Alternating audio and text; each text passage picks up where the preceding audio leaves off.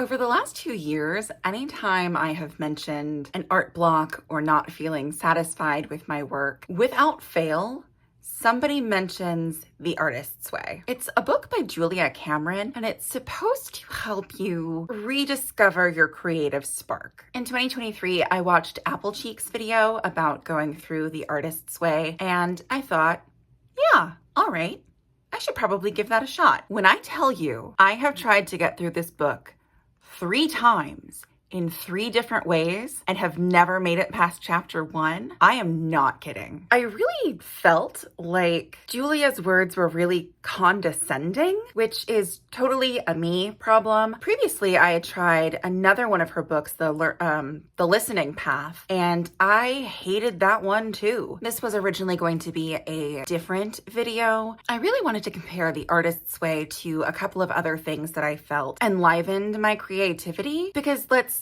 face it, not everything is for everyone, but I also felt like I couldn't make that video realistically without actually getting through The Artist's Way. That being said, apparently not everybody gets through The Artist's Way in a single shot. It takes people multiple tries. I am one of those people, but here we are, and we are going to give this a shot.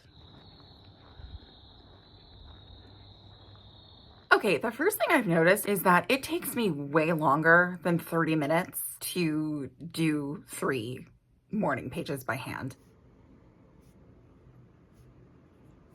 Do you mind? I guess I just don't have those early morning racing thoughts. I think I spent most of the mornings talking myself through some of the other prompts. I feel like I got a lot of interesting information from myself. I'm also pretty sure I solved some issues in the book that I'm currently redrafting. So that was actually really helpful and very nice.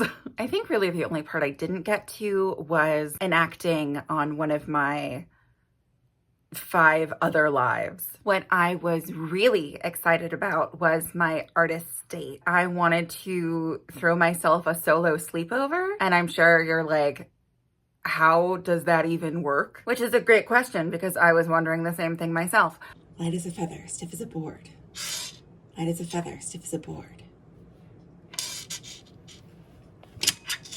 I made my dinner, I got into cozy clothes, I turned on a couple of lamps for a little bit of mood lighting. I made myself some hot cocoa and decided to curl up in bed and watch a movie. It was also kind of nice to be up past midnight in a really quiet house while everybody else was sleeping. I would be a total liar if I didn't admit that I did start feeling a little bit better. After week 1, I think I unpacked some things that I've touched on in regular therapy, but there's something different about talking to yourself in the pages of a notebook that nobody else is gonna see. I don't feel like I stumbled upon anything significant, but it's only week 1 and I am moving on to week 2, so we will see what that's gonna look like.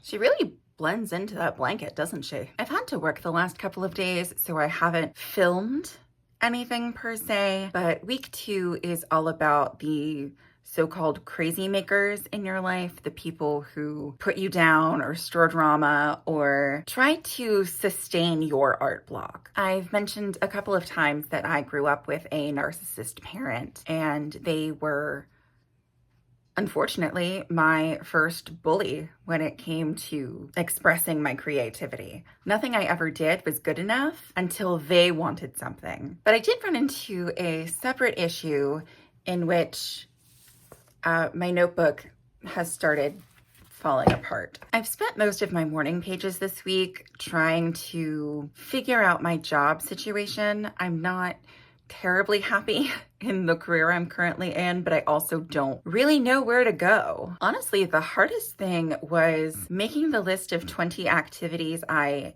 enjoy. I could think of 5 off the top of my head, and getting the other 15 was a struggle. The fact that it took me so long to name 20 things I enjoy is frankly really embarrassing. And of course, sitting here recording this, I can name a couple more, which makes me feel, less like a loser. There's actually a whole bunch of stuff I like to do: reading, writing, drawing, roller skating, thrifting, going to museums, ghost hunting, having morning tea, weightlifting, visiting gardens, going on walks, learning new skills, singing, which I'm terrible at, dancing, which I am good at, and most recently I was a belly dancer in a previous life, painting my nails, not that the polish ever sticks to them, traveling, going to concerts, playing video games, dressing up, and going to see movies in an actual movie theater. I can also add filming videos, learning how to edit videos, reading tarot cards. But honestly, it kind of led me into a spiral, because another part of week 2 is figuring out where you put all of your time. At least 28 to 32 hours of my week are day job. I spend 30 to 45 minutes working out 4 days a week. I read intermittently throughout my day, so there's a couple hours there. But mostly, I just watch TV. And that is not what I want to be doing with my time. And I try to tell myself that I'm just unwinding, except I'm not. Rotting and resting are not remotely the same thing. And I have a lot of excuses. One of them being, well, everything is terrible and I just need something that makes me happy, but I don't need to watch any more TV, okay? I also realized just how much I struggle with autonomy. Kate Flanders, the author of The Year of Less, which is what I based my 2024 No Spend challenge on, sends out a Substack newsletter. And in it, she was talking about this values quiz that she took online. And I love a quiz. I'm a millennial. If it's an internet quiz, I'm probably going to take it. My highest value is autonomy. And I am, 93.3% out of alignment with what matters most to me. And so far with each morning pages session, I'm getting a much clearer picture of just where I've given up my own autonomy to be a people pleaser. And I would never have considered myself a people pleaser before, but oh my God, I'm a people pleaser and a pushover, and I'm terrible at boundaries. Just like with taking time off of work, I feel guilty whenever I do something for myself, which is totally messed up. One of the things she said that's really started to shift my mindset is you are responsible for doing the work and not judging it. It's just like people in the writing world saying that you can't edit a blank page. Like, it doesn't have to be perfect. It doesn't have to be the next New York Times best-selling book. It just has to be out there. So far, I don't feel any of that